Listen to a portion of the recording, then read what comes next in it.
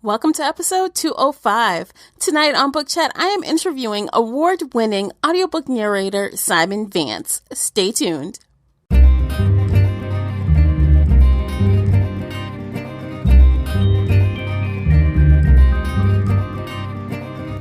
Hey everyone, I am your host, Tamara Ford, and welcome to Book Chat here on the Shelf Addiction Podcast. If you're new here, welcome. If you're returning, welcome back. Here on Book Chat, we get bookish with roundtable book discussions, recommendation lists, interviews, and more. If you'd like to check out book reviews and other bookish posts, please visit the blog at shelfaddiction.com.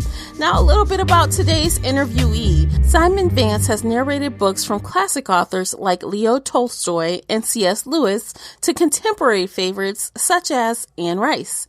Vance has a vastly dynamic audiobook portfolio.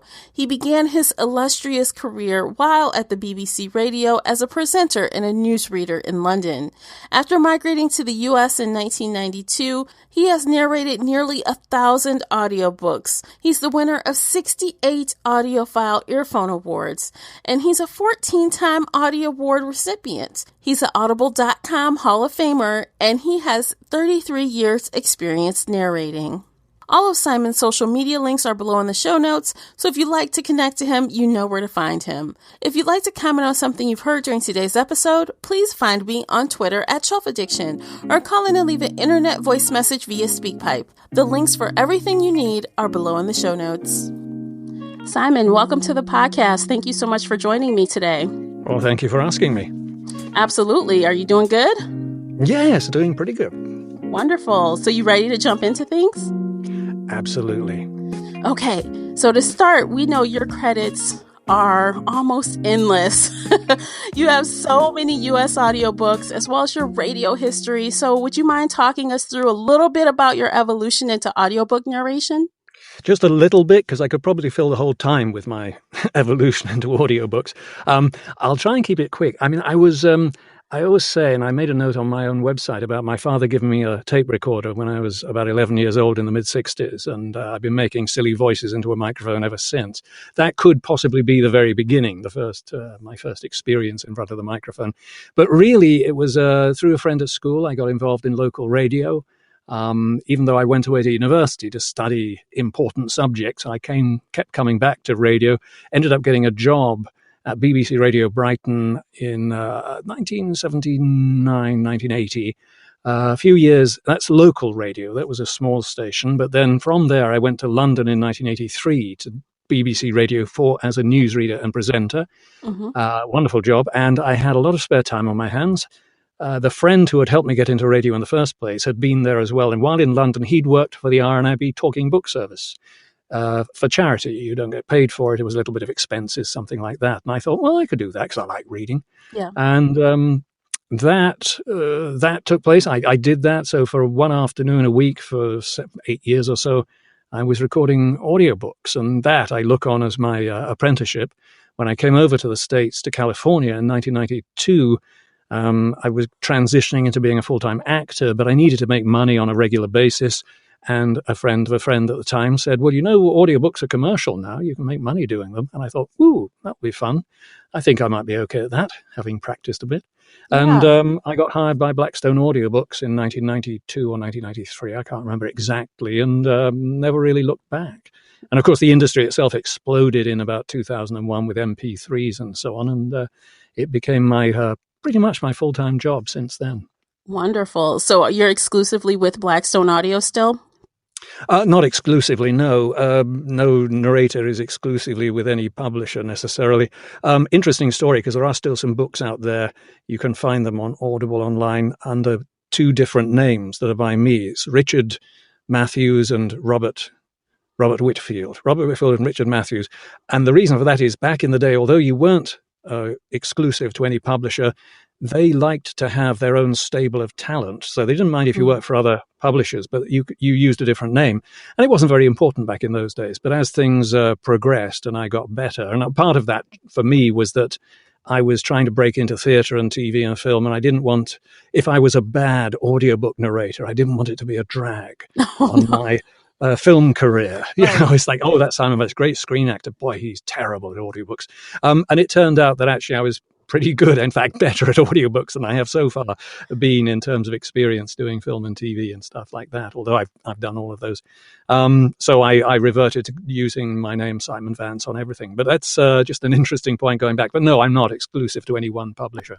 So what do you like best about audiobook narration? There's so many things. I mean, on a practical level, I work from home.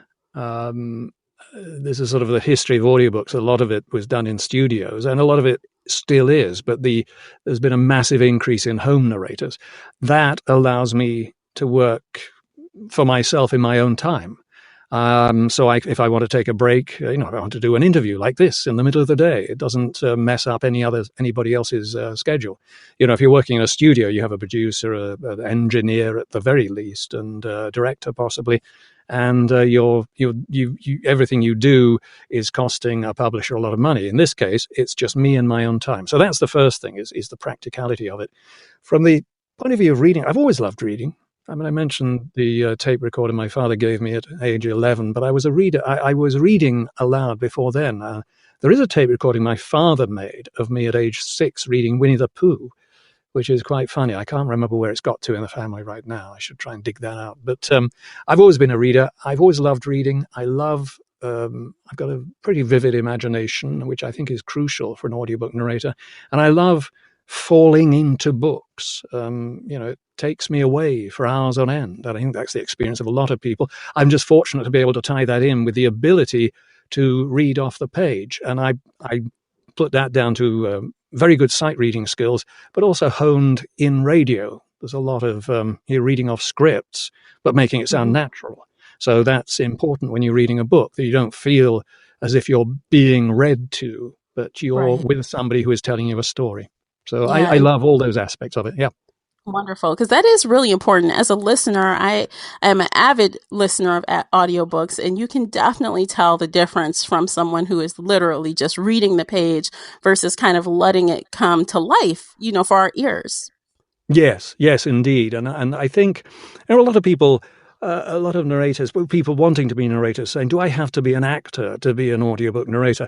And I say, well, you don't have to be an actor in the sense of having necessarily had experience on stage or any other aspect of acting, but you need to have an acting sensibility, which is the ability to empathize with the people you're reading about, to put yourself in certain situations, to have a really good imagination. As I say, I call it an actor's sensibility. So it certainly helps if you've got acting experience, and actors have a leg up in that respect. They've learnt what it is to empathize with a character, to be possessed by a character. But it's not necessarily something you have to have on your resume. Right. So when, just practicing and learning to evolve as a narrator, do you think you've developed your own unique narration style and voice, or do you throw that out the window and try something different every time? I suppose I have. I mean, we are all unique. That's an actor's thing to say. We're all unique snowflakes, you see. But I think I've never worked at developing a style, but I'm sure I have one. And I think it's probably a question for people listening. I don't go into a book saying, I'm going to impose my style on this, or, my style is going to mean this in this book. Right. What I do is, and I said this to somebody recently, I asked, how does the book want to be read? So I don't think in terms of the genre, this is a mystery story, or this is a horror tale, or this is a romantic story, and then change my voice or my style accordingly. I read the book and then say, okay, I think this book needs to be told in this manner. Now, it may be that I have a way that, people can listen and say, well, that's Simon Vance, but it's not something I'm conscious is putting a trademark on and say, this is my style. Right. This is how I do it, and I'm not changing it ever. No, right. I'm open to changing things depending on what the book needs. Well, speaking of style, I mean, obviously you have a British accent, and I've heard a lot of things from you with European accents. Have you recorded any books with an American accent? Yes, you noticed the British accent, did you? Yes. That's a bit of a giveaway. Yes, I have. I do a lot of characters, and oh boy, I've listened to some of my early stuff, and I as I say, immigrated to California in 1992, and I know in the mid-90s I was doing American accents, even in as far as 2000. I won't name the books because people will go and look for them and laugh at me. But some of the accents were really not that good. And I like to think that over the years I've developed a better ear. I always played with voices when I was younger. I mentioned the tape recorder and doing silly voices. And it's something about listening to the radio in England in the 60s and so on. We had a very vivid radio life, a lot of radio drama and so on. So, playing at home with that meant I developed an ear for some kind of mimicry. I'm not a mimic. I'm not an accurate mimic. But, Right. I can listen to things and pick them up. I do a lot of South African. I just auditioned for a South African book this morning. But so I've got an ear for certain accents. I'm always a little tender about doing American accents because, of course, because I live here and most of the audience for audiobooks is in America. Yeah. And there's plenty of American narrators who are very good. I don't want to take work away from them. But I've done a lot of accents of all kinds. I remember back in about 2004 or 5 doing a book in New York, which was just a little thriller. Just a little thriller. It was a very good thriller. And it had many, many characters. There was an Australian guy who worked for the American NSA. It was based in America. There were a lot of Europeans in it. And there were just so many accents. And another one cropped up. It was supposed to be a Southern general. And I had to take a break because I couldn't do any more accents. I couldn't find... It was crazy. My brain just went flat. Oh, And no. I don't know if other narrators have felt that when they're narrating, but I had done so many accents that go, how does a Southern accent sound? I have no idea. Because it tends to, it comes naturally. I tend to, as I say, I find it in my head, find a few words, something I've seen, something I've said, and or heard other people say, and I extrapolate from that. But yeah, I've done American. I'm doing one right now, and there's a book I'm reading right now, which has, I'm a little nervous about it. It's a lot of young Americans in the future, young American teens. Exciting book. I'm interested to see how it turns out. What region are they from, the teens? They're from Los Angeles. Mm-hmm. But, it's difficult. I'm not going... The author specifically asked for me, so I dove in, and I know I can pull off the general accent and so on and so forth, but we'll see with these characters. They're interesting. They're not specifically described as having, beach bum accents or anything like that, but... it's a challenge. Wonderful. Well, that's cool. I mean, the challenge is good, right? It keeps things fresh and exciting, I'm sure. Oh, yes. I mean, all the time we'd love to be able to sit back and put our feet up and not do the work, but the work calls to us and we get up and we do it. And it's good to keep us alert. Yeah. Yes. Okay, so I know you've, had a huge catalog of books behind you, but are there any particular books or even a series that you especially kind of connected to and you enjoyed immensely? Oh, many. Yes, I mean, there's few because it's not the first time I've been asked that question, and it tends to change over the years. New books come in and so forth, and I forget books that I've said in the past. Oh my God, I love this book. Things that stick in my mind are, there's one small book, relatively small. It's called The Prestige by Christopher Priest, and there was a movie made on it several years ago by Christopher Nolan, Mm-hmm. which differs from the book somewhat. But the book I loved, and I got to know the author very well after that. Things like Dance to the Music of Time by Anthony Pohl. That's actually 12 novels that have been packaged together. If you buy them off the shelf, they're in 4 sets of 3 each. It totals about 75 hours of recording. Dance to the Music of Time. That was extraordinary. I always loved the Master and Commander series by Patrick O'Brian. There were 21 novels in that series. Unfortunately, you can only find that in libraries right now because there was another version out there by a narrator older than me who when there was a renewal on rights and my publisher lost the rights, so you can't buy them from Audible, but you can find them in libraries. That's Patrick O'Brian's Jack Aubrey and Stephen Maturin series of books. More recently, I have to mention Jerusalem by Alan Moore, partly because it was like climbing a mountain. So you don't often forget climbing a mountain. It was 60 hours. Ooh. I recorded in 1 month. It was his magnum opus. Alan Moore is the writer of graphic novels. He wrote V for Vendetta, Watchmen, League of Extraordinary Gentlemen, books like that. But this was a novel, his second novel, and it took him 10 years to write. that was a major achievement. And that won me an Audie last year as Best Male Narrator of 2017. Wow, So, that sounds very challenging. How did you tackle it all was. those hours of narrating? Well, yeah, it's I had a fairly tight deadline. It was a month but for a 60-hour book, one book, it was quite tight. In the event, I actually flew. He's a friend of Neil Gaiman's, who's another writer author you might have heard of, and Neil offered to put me in touch with Alan and show me and so that Alan could show me his hometown of Northampton, which is the book Jerusalem is sort of centered on that.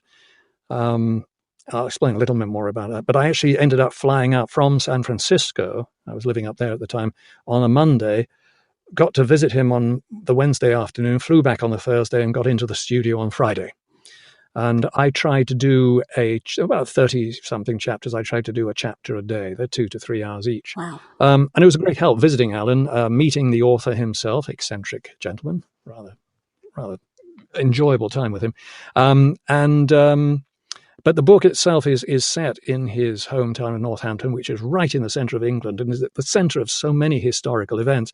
And each chapter, or at least it follows through the history of Northampton from a couple of centuries ago, several centuries ago, and right through to the present day. And there's a middle section which he's described as, he says, Enid Blyton on acid.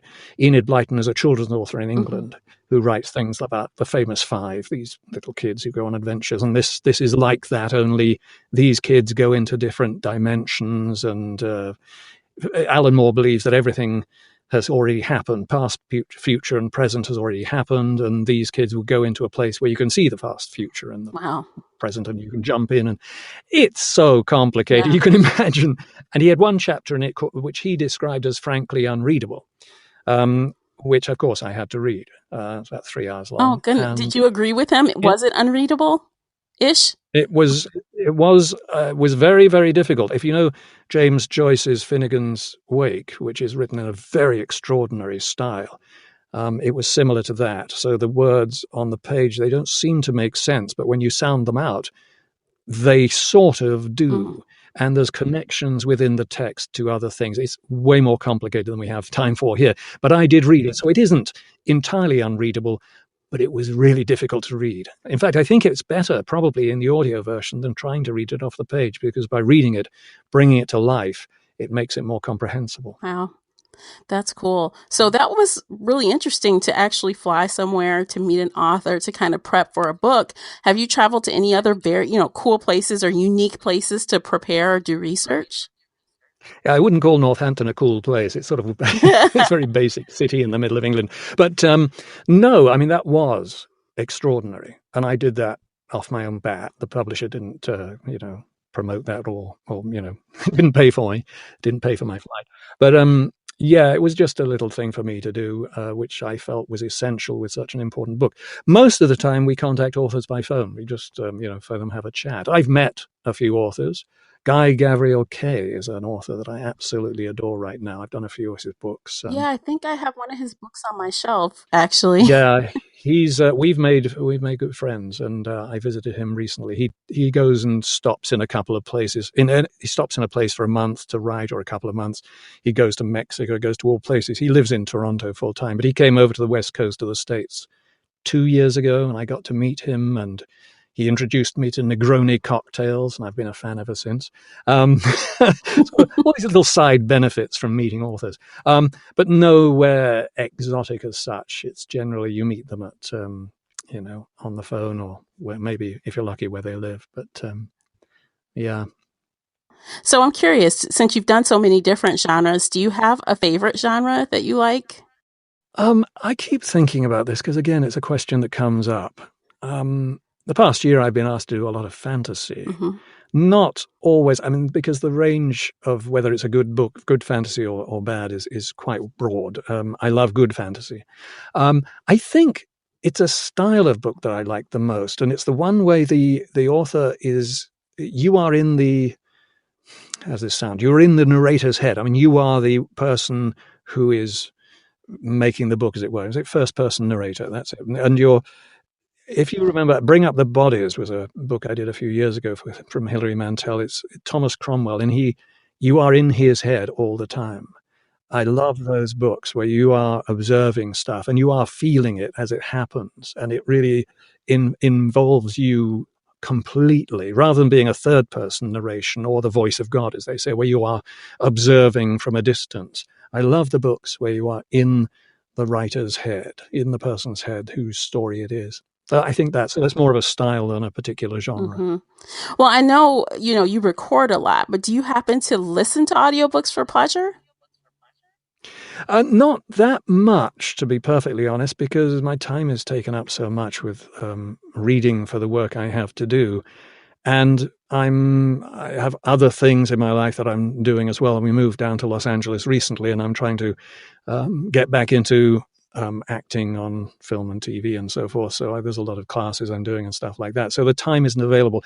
It's complicated, but my wife works down in Southern California. And when we lived in Northern California, she used to fly down, and then for a while we rented down here, and I drive up and down. So I drive up and down Highway 5, in I-5 it is, and that's a 5 or 6 hour drive. And I would listen to audiobooks then. So I generally listen to my colleagues, people I knew, and a few other ones.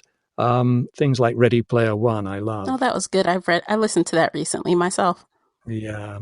But a lot of other, I listened to a few books then, but I haven't listened to much recently, Okay. which is a failing, I must admit, because it's always good to stay current with what's going on. And there are so many good narrators coming up that I haven't listened to, and I really should. Yeah.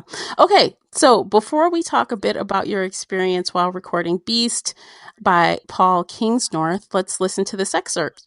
Water came down from the clouds and sank through the black peat and passed over the granite and then went down through its channel to the sea. The water that ran over my legs and feet would never be seen here again, but the river never changed.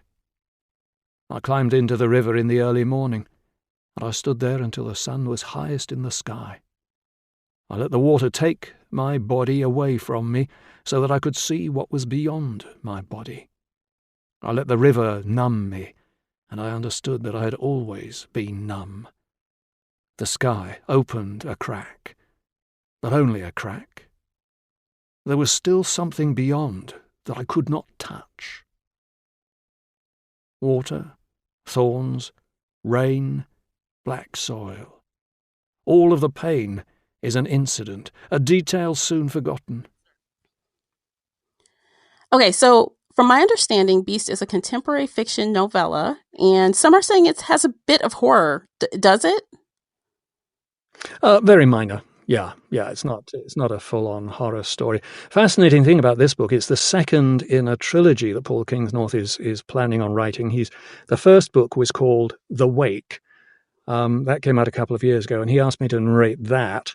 That was set in around 1066 in England, which was the time of the invasion from France of William the Conqueror.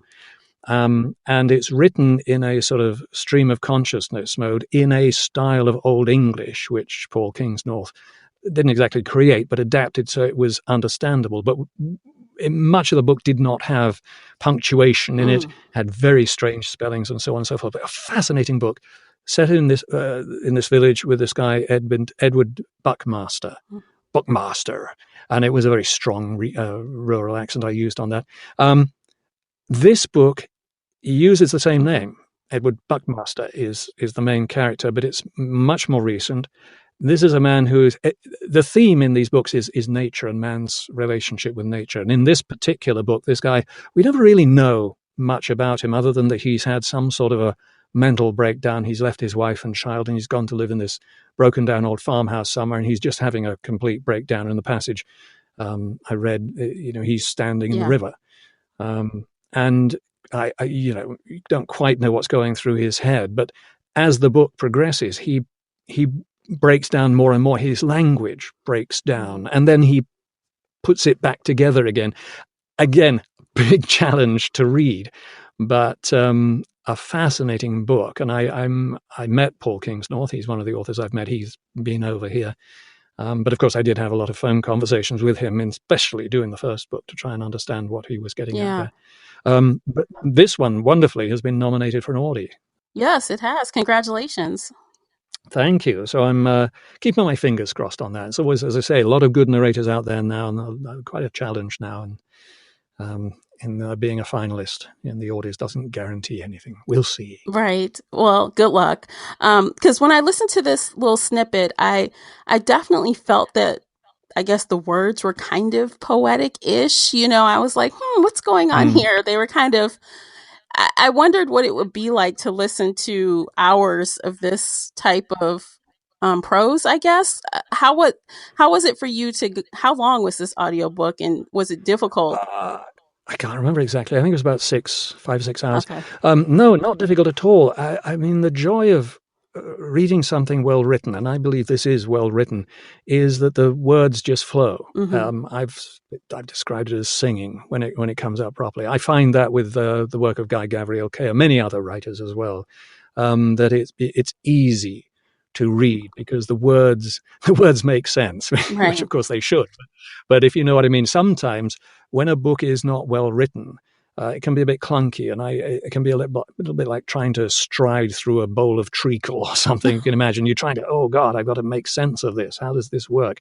Whereas with a book like that, they just flow, Mm-hmm. and the images are in my head immediately, and that really helps. Mm-hmm. And I can see what's happening. I think the difference for me between a bad book and a good book is that in a good book, first of all, the language makes sense, but the characters are acting logically. They're not doing silly things. I mentioned fantasy and how there's good fantasy and bad fantasy. In bad fantasy, you often understand that the writer has got a place he wants to get, and he will get there hell or high water, and he will mangle this. He will make people do silly things so that he gets there.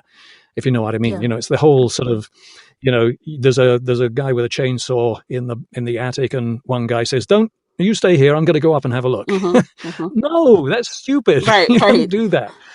It may be crucial for that kind of book, but for most books, it just, I hate it when people do illogical things. Um, that's different from, in Beast, where the guy's having a breakdown. It may not appear logical on the surface, but it flows beautifully and it tells the story. So in that sense, it is not failing me. It's actually supporting me as I read. Yeah. So this was the second book that you narrated in this series, right? Yes. As I mentioned, The Wake was the Yeah. first. So did you get any help from the author on the onset of this series as far as how Edward would sound or how you wanted to express him, verbally, or did you just kind of create that on your own? Well, with the first one specifically, that was 1066, and it was written in Old English, and there's, so you're talking like this all the Hmm. time. There's a little more rounded, a little more country sound and stuff, and the words were written in a certain way with, different spelling, the Old English spelling. So if you think of Chaucer, Okay. Old English from Chaucer, it's slightly more understandable than that. And again, I think one that works better to the ear than trying to read it off the Yeah. page, and takes a little work. For this second one, because it was more contemporary, I didn't need to do that. In terms of conversation, I asked him about the book. I can't precisely remember what I asked necessarily, but it was about the story, what was his intentions. But the character of Buckmaster, no, I pretty much voiced him from what I thought he'd sound like. I've got a very, I suppose these days it might be upper middle class British accent. It's a standard British. So I dropped it a little bit. I made him a little bit more, working class, so to speak, Mm-hmm. a little bit slower, So, but that was it, and that was primarily my choice. I think I gave him a slightly regional accent because I think he came from the same part of the country that Buckmaster did in the first one. There wasn't as much interaction with Paul on the new one. So he was by himself the whole time? So you only did Edward Buckmaster? That was the only character you performed? Yes. Yeah, he's the only guy. He's in this. Wow. I don't want to say too much about the story, but he comes into this farmhouse. You have no idea where he comes from. He reflects on stuff, and you pick up clues. He fears that there is a beast coming after him. He Mm. fears that there's something out there, and he interacts. It's as I say, it's a lot of the interaction of man with nature, man's position, how we've lost touch with the natural world around us. Paul Mm-hmm. is very involved in that sort of ecological movement. He writes a lot of poetry and so on and so forth, and he's in the past edited newspapers on that subject. He's a very interesting fellow. He runs writing workshops in far small, distant parts of England every now and then. He's a fascinating guy. Very cool. Well, I'm definitely going to be checking out Beast as you are nominated with this book, and I wish you luck on that. Thank you so much for sharing that with us. So yeah, let's end things here. Thank you for joining me. I really appreciate you spending the time. Well, again, thank you so much for asking me. It's been a pleasure. Absolutely. Okay, everyone, be sure to check out the links below. You can find Simon Vance on Twitter. I'll also link his website as well as his Audible page. And you'll find a lot of books to choose from that he's narrated. Thank you for tuning in today. I hope you enjoyed today's episode. As always, I appreciate you streaming, downloading, and spending the time here with me on the Shelf Addiction Podcast. And until next time, happy reading. Take care, everyone. If you enjoyed today's episode and would like to show your support, there are a few things you can do. Head on over to Apple Podcasts and leave a positive 5-star review. You can follow me on Twitter and Instagram. Most importantly, you can share this podcast with friends and family that love pop culture, from books and audiobooks to TV and movies. I'll see you next time here on the Shelf Addiction Podcast.